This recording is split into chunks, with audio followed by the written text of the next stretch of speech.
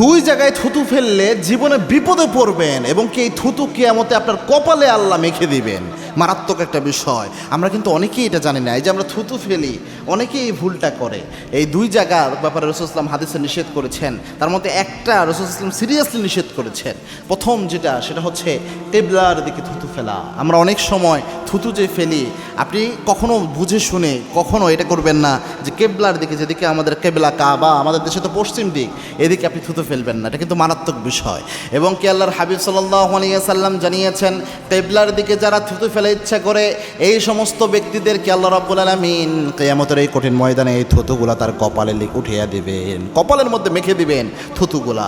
এটাই হবে তার শাস্তি, মারাত্মক কিয়ামত অপমানজনক একটা শাস্তি, যে কিবলার দিকে সে থুতু ফেলেছে।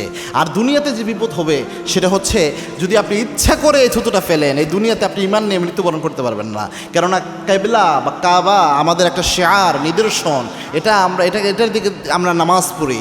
এখন যদি আপনি এটাকে অপমানজনকভাবে আপনি থুতু ফেলেন, এটা অপমান হিসেবে যদি হয়, বেয়াদবি হিসেবে যদি হয়, আপনার ঈমানও নষ্ট হয়ে যেতে পারে।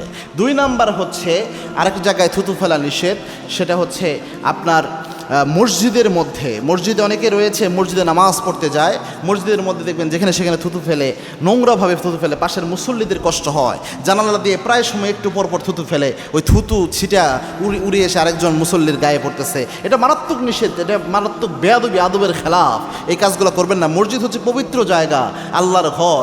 এই ঘরে যেন আমরা সর্বোচ্চ আদবের পরিচয় রাখি, সর্বোচ্চ শৃঙ্খলা, সর্বোচ্চ পরিষ্কার পরিচ্ছন্নতার পরিচয় আমরা যেন দিতে পারি।